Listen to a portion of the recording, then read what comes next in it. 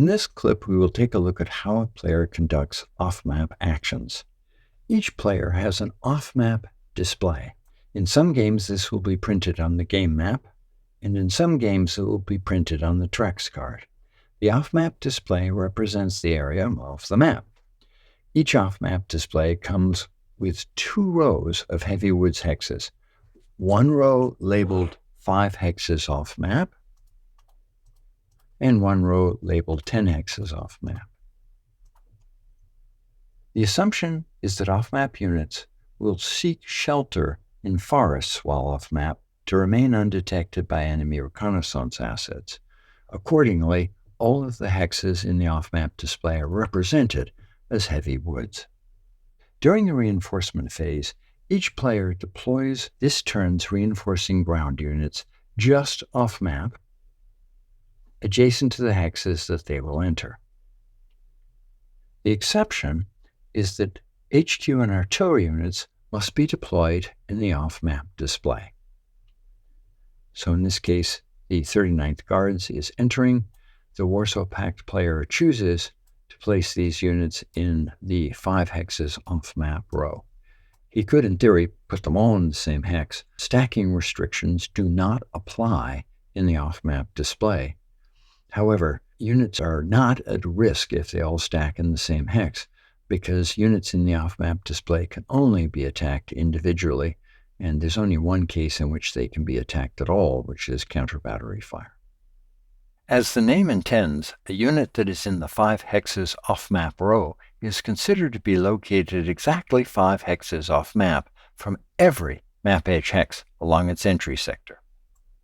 So, if the scenario instructions were to say that the 39th Guards enters from hex 1001 all the way to hex 1015, then this unit here is considered to be able to trace its 10 hex command range in a fashion that anywhere along this entry sector, the first map edge hex is at a range of 5. So it will be able to trace 5, 6, 7, 8, 9, 10 hexes onto the map from anywhere along this sector, meaning it could trace 5, 6, 7, 8, 9, 10, and up, and also along here. This means, for instance, that if this unit here, this regiment, were to execute a hasty attack against this Bradley unit, 1, 2, 2.5, 3.5, 1, 2, 2.5, 3.5, and 1, 2, 3, 4, 5. This forward headquarters here would be in range of these 2 units, 5, 6, 7, 8, 9, 10, and would be able to make a fire call using either of these units as a forward observer and make a fire call to this unit in the off-map display.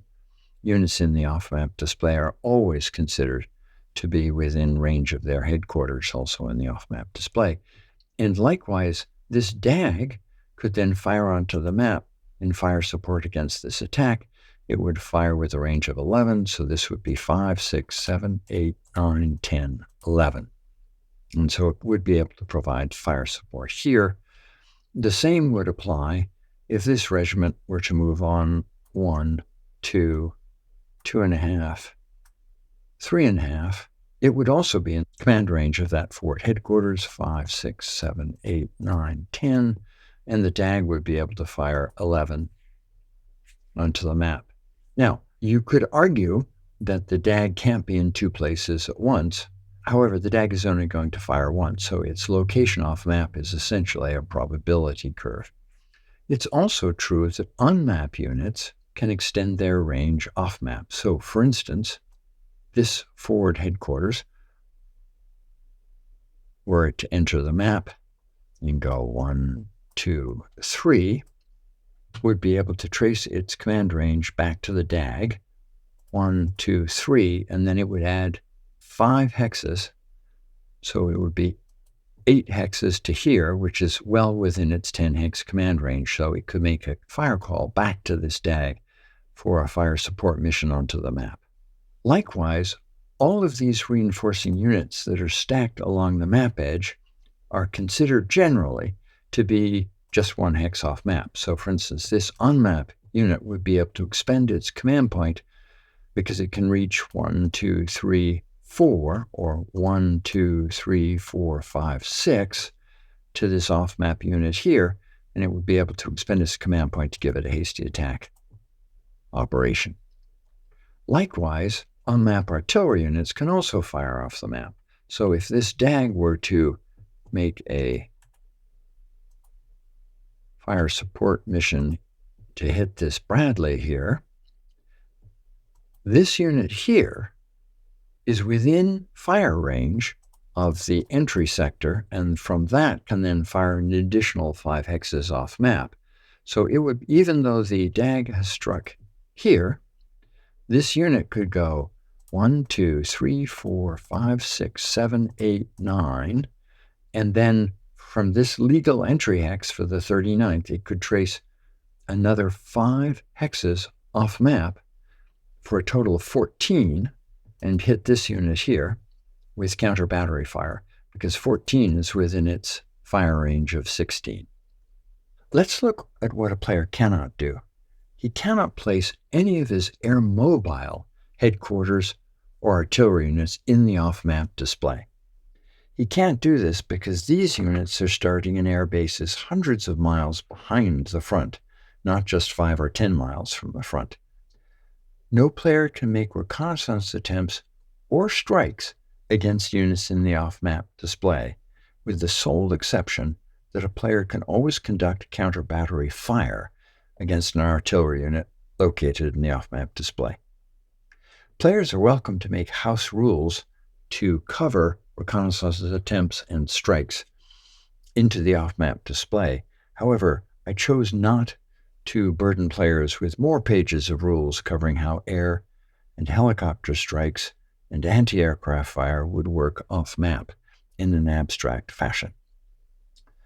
A final thing that units can't do is that once they've entered the map from the off-map display, they can never move back off-map into the display unless a special rule in the scenario specifically allows this. So once you're on the map, you stay on the map. Units that enter from the map edge as reinforcements always enter with their full movement allowance. So this unit here would be going 1, 2, 3, 4, 5, 6, for example. However, units that enter from the off-map display enter differently. A unit that's in the 5 hexes off-map row always enters with a movement allowance of 3. A unit that's in the 10 hexes off-map row will always enter with a movement allowance of 1. And that way these units arrive realistically echelon behind their forward troops. Note that a unit that is coming in from off-map, say from the 10 hexes off-map row, can always use minimum movement. So if this headquarters were to start here, then it could enter the map with a movement allowance of 1, but it could still use minimum movement, say it was here, could use minimum movement to move from this hex directly into that hex, even though that costs 3 movement points, because minimum movement always allows you to move at least 1 hex. Finally, let's look at a special situation where a player has placed his units just off map adjacent to an enemy unit, or the enemy unit has possibly moved after these reinforcing units were first placed and attempted to block their entry hex. In this case, although generally these units are considered to be 1 hex just off map, they are not considered to be in contact, meaning that if this unit were to move from here to here, it would not get to see what this unit was. Neither of these units would be revealed. They are not considered to be in contact. Equally, this unit is not considered to observe this unit, so it wouldn't be able to observe it for a fire strike. However, it is allowed to be used as a spotter for a reconnaissance attempt at this unit, and that would take place on the 2 to 3 hexes range column on the reconnaissance table. So in a case where a unit like this is adjacent, in effect, this unit is presumed to notionally start 1 hex back. There is two basic choices that this player has when this situation occurs.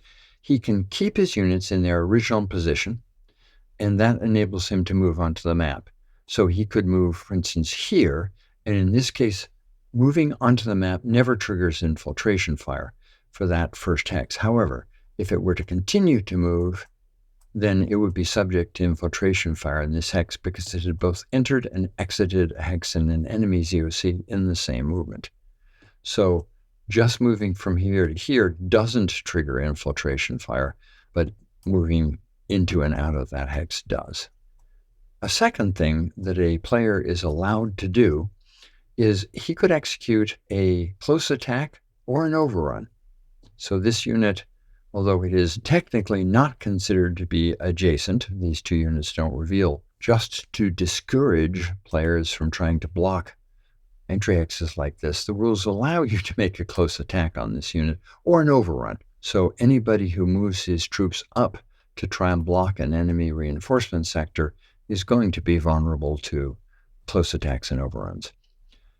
The alternative option that the reinforcing player has is he can decline to move where he originally placed his reinforcement units, and he can legally relocate them to the nearest place where he could enter the map along the legal entry sector, but not blocked by an enemy unit or its COC.